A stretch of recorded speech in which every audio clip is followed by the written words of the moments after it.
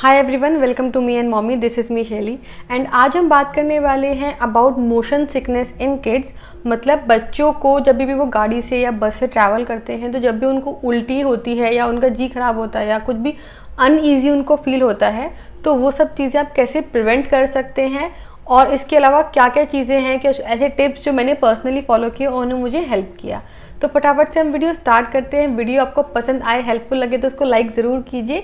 इसके अलावा चैनल को भी सब्सक्राइब कीजिए और सब्सक्राइब बटन के साइड में एक बेल आइकन है उसको भी ज़रूर प्रेस कीजिए ताकि हम जो भी वीडियोस डालें उनकी नोटिफिकेशन आपको सबसे पहले मिले। तो अब हम वीडियो स्टार्ट करते हैं। नाउ सबसे पहले समझते हैं कि एक्चुअल में मोशन सिकनेस क्या होता है। तो मोशन सिकनेस बेसिकली कोई बीमारी नहीं है, ये छोटे बच्चों में, बड़ों में, सब लोगों में होता है। और इसका मतलब क्या होता है कि जब भी आप ट्रैवल करते हैं, चाहे वो कार से हो, बस से हो, प्लेन से हो, किसी भी क्लोज मीडियम से जब आप ट्रैवल करते हैं तो थोड़ा जी खराब होना, नॉजिया जैसा फील होना या कोई भी एक अनईजीनेस होना, उसको हम मोशन सिकनेस बोलते हैं। और बच्चों में जब भी मोशन सिकनेस होती है या उन्हें कोई भी अनकंफर्टेबलनेस होती है तो उसका एक साइड इफेक्ट होता है वॉमिटिंग। तो मोशन सिकनेस अगर आप प्रिवेंट कर लेंगे तो बच्चों की वॉमिटिंग भी काफ़ी हद तक प्रिवेंट हो जाएगी। नाउ अब बात करते हैं कि मोशन सिकनेस एक्चुअल में होता ही क्यों है, क्योंकि ये हर किसी को नहीं होता है, किसी को होता है, किसी को नहीं होता है। और काफ़ी सारे बच्चों में जैसे जैसे वो बड़े होते हैं वैसे वैसे ये कम भी होता रहता है या ठीक भी हो जाता है। तो मोशन सिकनेस होने का जो एक रीज़न है, पॉसिबल रीज़न है, वो ये होता है कि आपका जो ब्रेन है उसे कुछ कंफ्यूजिंग सिग्नल्स मिलते हैं आपके बॉडी पार्ट से। लेट से बच्चा गाड़ी में ट्रैवल कर रहा है और बच्चा फ़ोन में लगा हुआ है या कोई बुक पढ़ रहा है या कोई ऐसा गेम खेल रहा है जिसमें उसकी आंखें उसको ये फील दे रही हैं कि सब कुछ मोशन में नहीं है, रेस्ट में है। और वहीं आपके जो कान है, आपकी जो बॉडी है, वो ये सेंस कर रही है कि कुछ ना कुछ मोशन हो रहा है। तो वो सिग्नल जब ब्रेन को मिलते हैं तो ब्रेन में एक कन्फ्यूजन जैसा कुछ क्रिएट होता है जिसकी वजह से बॉडी को समझ में नहीं आता है कि कैसे रिएक्ट करना है और उस वजह से आपको एक अनकंफर्टेबल और एक अनईजीनेस बच्चे में आप देखेंगे। हमको भी एक प्रॉब्लम काफ़ी ज़्यादा हुई है दर्श के फर्स्ट बर्थडे के बाद से। दर्श फर्स्ट बर्थडे तक हमें कोई प्रॉब्लम नहीं होती थी उसके साथ कार में ट्रैवल करने में, लेकिन उसके फर्स्ट बर्थडे के बाद से अगर हम इवन 20 मिनट के लिए भी जा रहे हैं गाड़ी से तो वो एक ना एक बार वॉमिटिंग ज़रूर कर ही देता था। तो मैंने कुछ जो चीज़ें मैंने फॉलो की उन्होंने मुझे काफ़ी हेल्प किया। पिछले 5-6 महीने से हम काफ़ी ट्रैवल किया है गाड़ी में, बट टच वुड अब उसको कोई भी प्रॉब्लम नहीं हो रही है या कोई भी अनईजीनेस या वॉमिटिंग नहीं हो रही है गाड़ी में बैठने से। तो मैं बताती हूँ कि क्या क्या चीज़ें हम फॉलो करते हैं। सबसे पहला और इम्पॉर्टेंट जो चीज़ आपको करनी ही करनी है वो ये है कि जब भी आपको कहीं बाहर जाना है तो उससे एटलीस्ट 30 या 40 मिनट्स पहले बच्चे को कुछ भी खाने को ना दें। बच्चे को सिर्फ पानी या नींबू पानी यही आप उसको प्रेफर करें ताकि बच्चे का जो पेट है वो खाली रहे और जितना भी खाना उसने आधे या पौने घंटे पहले खाया था वो प्रॉपरली डाइजेस्ट हो चुका हो। अगर आपको लॉन्ग जर्नी करनी है तो लॉन्ग जर्नी में भी आप सेम रूल फॉलो कीजिए कि बच्चे को मतलब काफ़ी पहले, आधा पौना घंटा पहले खिलाइए और वो भी जितना लाइट पॉसिबल हो उतना लाइट खाना खिलाइए ताकि वो जर्नी स्टार्ट होने से पहले ही प्रॉपरली डाइजेस्ट हो जाए।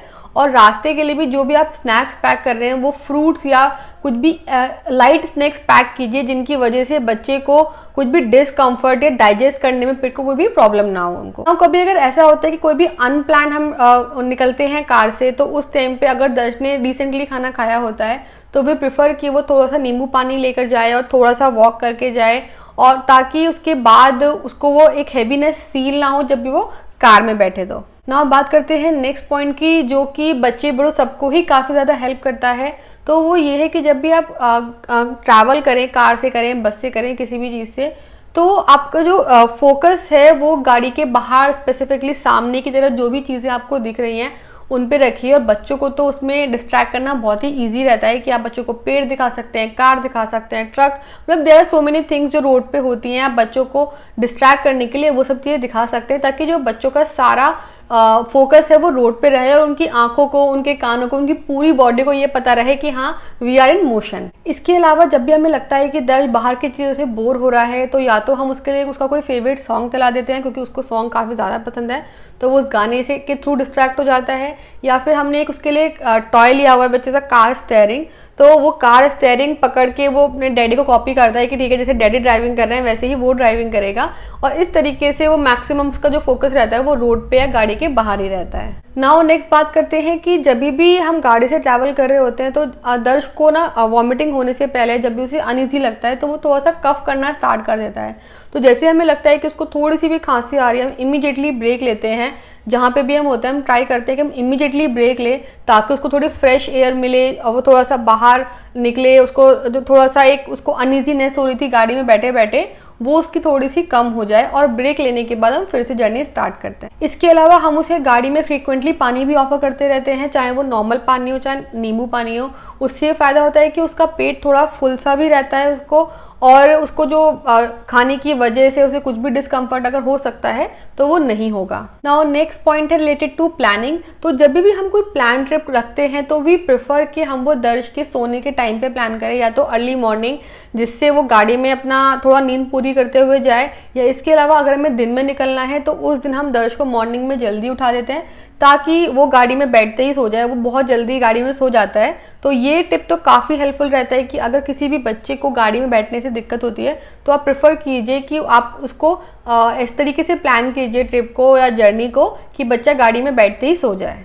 अब बात करते हैं नेक्स्ट पॉइंट की, विच इज़ कि दर्श को हमने ऑब्जर्व किया है कि जब भी वेदर थोड़ा सा गर्म होता है तो वो ज़्यादा अनकंफर्टेबल हो जाता है। तो हमारे लिए ये बहुत काम करता है कि हम एसी ऑन करके रखें और गाड़ी एकदम ठंडी करके रखें, उससे दर्श काफ़ी ज़्यादा कंफर्टेबल रहता है। बट काफ़ी लोग ऐसे होते हैं, इवन मेजॉरिटी ऑफ पीपल ऐसे होते हैं जिनको एसी की वजह से प्रॉब्लम होती है। तो उस केस में जो उन बच्चों के लिए आप विंडो खोल के रख सकते हैं, क्योंकि अगर गाड़ी में फ्रेश एयर होती है तो उससे बच्चों को अच्छा फील होता है। बट हमारे केस में उल्टा है, तो इसलिए हम एसी ऑन करके रखते हैं। तो आप भी ऑब्जर्व कीजिए कि ऐसा तो नहीं है कि आप गाड़ी के शीशे तो खोल के रखते हैं बट उससे गाड़ी में इतनी गर्मी हो जाती है कि बच्चा गर्मी की वजह से अनकंफर्टेबल हो जाता है। तो उस केस में आप भी अपनी गाड़ी का एसी थोड़ा सा बढ़ा दीजिए ताकि गाड़ी थोड़ी ठंडी सी रहे और बच्चे को अनईजीनेस थोड़ी कम हो। नाउ बात करते हैं कार फ्रेगनेंस की। तो ये बहुत इंपॉर्टेंट है जिसको हम लोग इतना समझ नहीं पाते। और मुझे एक्चुअल में कैसे समझ में आया कि जैसे हमारे पास ना 2 गाड़ियाँ हैं, तो एक गाड़ी से हम मैक्सिमम टाइम ट्रैवल करते हैं और उसमें दर्श ने आज तक वॉमिटिंग नहीं की है, और दूसरी गाड़ी है वो हर बार उसी में वॉमिटिंग करता है, और दोनों की फ्रेग्रेंस सिर्फ डिफरेंस है। तो ये मैंने नोटिस किया कि दर्श जैसे ही उस गाड़ी में बैठता है उसको वो फ्रेग्रेंस पसंद नहीं आती है, और जिस गाड़ी में हम रेगुलर ट्रैवल करते हैं उस गाड़ी में वो बिल्कुल कंफर्टेबल रहता है। तो ये आप भी ध्यान रखिए कि ऐसा तो नहीं है कि अगर बच्चे को कोई स्पेसिफिक फ्रेग्रेंस या बहुत स्ट्रॉन्ग परफ्यूम तो नहीं है आपकी कार में, जिससे बच्चे का थोड़ा सा जी खराब होता है ना। जब आप कार में बैठे तो ये ज़रूर ध्यान रखिए कि अगर गाड़ी बहुत ज़्यादा गर्म है तो बच्चे को इमीडिएटली कार में मत बिठाइए। थोड़ी देर तक एसी ऑन करके डोर ओपन करके रखिए ताकि जो कार का टेम्परेचर है वो एक कंफर्टेबल टेम्परेचर पे पहुंच जाए, उसके बाद आप बच्चे को बिठाएं। क्योंकि अगर आप बहुत गर्म या बहुत ठंडी गाड़ी में एकदम से बच्चे को बिठाते हैं तो उस केस में बच्चे के बड़ों का भी थोड़ा सा सर भारी और थोड़ा अनईजी सा हो जाता है ना। बात कर लेते हैं स्नैक्स की, कि जब भी आप गाड़ी में ट्रैवल करें तो ये प्रेफर कीजिए कि अगर आपके बच्चे को मोशन सिकनेस होती है तो आप उसे चिप्स या कोई भी ऐसा ऑयल या स्पाइसी फूड अवॉइड कीजिए ट्रैवलिंग के टाइम पे भी। जब आपकी जर्नी खत्म हो गई है तब आप उसको दीजिए। जैसे कि मैंने बोला, लाइट स्नैक्स हमेशा ही आप प्रेफर कीजिए ड्यूरिंग दी ट्रैवल। इसके अलावा हम एक चीज़ और हमेशा फॉलो करते हैं कि अगर हम किसी फंक्शन में नहीं जा रहे हैं जहाँ पे दर्श को स्पेसिफिक जीन्स पैंट पहनना है, अगर हम कहीं ऐसी जगह नहीं जा रहे हैं तो हम हमेशा ही उसको लोअर में लेके जाते हैं। चाहे हम किसी घर में जाएं, चाहे हम किसी रेस्टोरेंट में जाएं, चाहे हम मार्केट जाएं, तो हम हमेशा ही उसको बहुत कंफर्टेबल क्लोथिंग में लेकर जाते हैं ताकि उसके पेट पे कुछ भी प्रेशर ना पड़े। और लास्ट आता है हमारा रामबाण। अगर कुछ भी काम नहीं करता है तो हमने अपने डॉक्टर से एक वॉमिटिंग की मेडिसिन लिखवाई हुई है जिसको हम हमेशा अपने डायपर बैग में परमानेंटली रखते हैं, क्योंकि जब भी हम कहीं जाते हैं तो डायपर बैग लेकर ही जाते हैं। तो वो दवाई हमेशा हमारे पास होती है, चाहे दर्श को वॉमिटिंग हो चाहे ना हो, बट वो दवाई हम हमेशा अपने साथ कैरी करते हैं। तो ये भी आप अपने डॉक्टर से लिखवा सकते हैं। दवाई का नाम और दवाई का क्वांटिटी, ये दोनों चीज़ें आप अपने बच्चे की एज के हिसाब से अपने पीडियाट्रिशियन से पूछ सकते हैं। कभी कभी ऐसा भी होता है कि बच्चे की तबीयत खराब है या कुछ भी आपने कर लिया, बट ठीक है कभी कभी बच्चे को वॉमिटिंग हो ही गई है, तो उस केस में आप क्या करें। तो सबसे पहले तो आप हमेशा एक एडिशनल पेयर ऑफ क्लॉथ बच्चों के साथ हमेशा कैरी कीजिए, चाहे आप 1 घंटे या 2 घंटे के लिए भी जा रहे हैं। बट अगर आपके बच्चे को मोशन सिकनेस की प्रॉब्लम है तो हमेशा एक एडिशनल पेयर ऑफ क्लोथिंग आप डायपर बैग में लेकर ही जाएं। इसके अलावा हम एक हैंड टॉवल भी हमेशा कैरी करते हैं। अगर आपने हमारा डायपर बैग पैकिंग का वीडियो देखा होगा तो उसमें आपने नोटिस किया होगा कि एक हैंड टॉवल है जो हमेशा हमारे डायपर बैग में ही रहती है, वो सिर्फ धुलने के लिए ही बाहर निकलती है।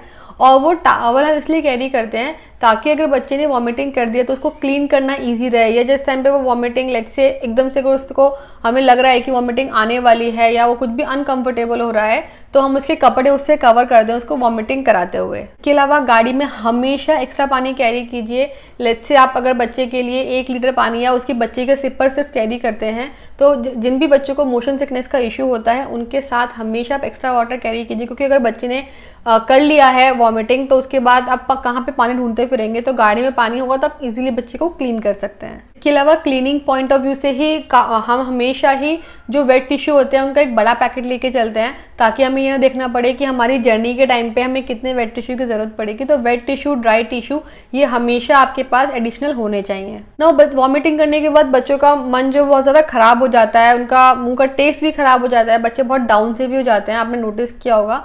तो उस केस में आप बच्चे के लिए कुछ लाइट से बिस्किट या कैंडी भी कैरी कर सकते हैं, लॉलीपॉप जैसे कि कैरी कर सकते हैं, और स्पेसिफिकली जिंजर, ऑरेंज या लेमन फ्लेवर की। उससे बच्चे का मुंह का टेस्ट भी ठीक हो जाता है और उनको थोड़ा सा बेटर भी फील होता है। नाउ नेक्स्ट ये है कि अगर बच्चे को जर्नी से कुछ भी इशू होता है तो आप उस केस में बच्चे को दूध मत पिलाइए, ना तो जर्नी से इमीडिएटली पहले और ना ड्यूरिंग दी ट्रैवल, क्योंकि दूध जो है सबसे ज़्यादा अनईजीनेस क्रिएट करता है, दूध से बहुत जल्दी वॉमिटिंग होती है। तो इसलिए आप प्रेफर कीजिए कि आप दूध जो है वो जर्नी खत्म होने के बाद ही पिलाएं, ट्रैवल के टाइम पे या ट्रैवल से इमीडिएटली पहले ना पिलाएं। नाउ नेक्स्ट मैंने काफ़ी देखा, इवन दर्श को भी काफ़ी ज़्यादा पसंद है कि कार की बैक सीट पे खड़े होकर पीछे देखना।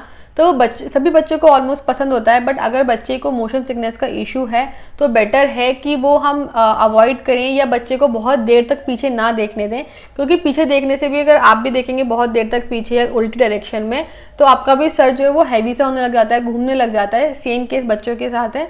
तो बच्चा अगर पीछे देखना उसको पसंद भी है तो भी आप उसको बहुत देर तक ना देखने दें, 1-2 मिनट के बाद उसको दूसरी साइड पे दिखा दें या सीट पे बिठा लें। या बेटर रहेगा कि बच्चा हमेशा अगर सामने की तरफ देखे, फ्रंट सीट पे बैठे या अगर बैक सीट पे भी बैठा है तो बीच में बैठे और सामने की तरफ ही देखे। सामने की तरफ देखने से सबसे बेटर रहता है और बच्चे को जो वॉमिटिंग या मोशन सिकनेस की प्रॉब्लम जो है वो बिल्कुल मिनिमम होती है। तो दैट्स इट, यही सारी कुछ चीज़ें हैं जो हम फॉलो कर रहे हैं दर्श के साथ, और इनकी वजह से टच वुड दर्श को काफ़ी ज़्यादा हेल्प मिली है मोशन सिकनेस से रिकवर करने में। उसको पिछले 5-6 मंथ्स में कोई एक बार भी उसने वॉमिटिंग नहीं की है और ना ही कोई डिस्कम्फर्ट उसको हुआ है during the car travel.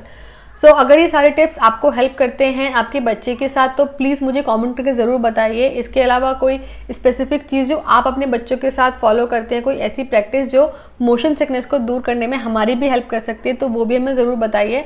And इस वीडियो को शेयर कीजिए ऐसे सारे पेरेंट्स के साथ जिनके लिए हेल्पफुल हो सकता है। एंड इसके अलावा हमारी लाइफ की डेली एक्टिविटीज़ जानने के लिए आप हमें हमारे सोशल मीडिया हैंडल पे भी फॉलो कर सकते हैं। वहाँ पे हम रेगुलर बेसिस पे दर्श की जो डेली एक्टिविटीज़ हैं related to preschooling, homeschooling, food ideas, वो सब कुछ शेयर करते रहते हैं। लिंक्स उसके डिस्क्रिप्शन बॉक्स में दिए हुए हैं, वहाँ से आप जाके उसको देख सकते हैं। And thank you for watching today's video.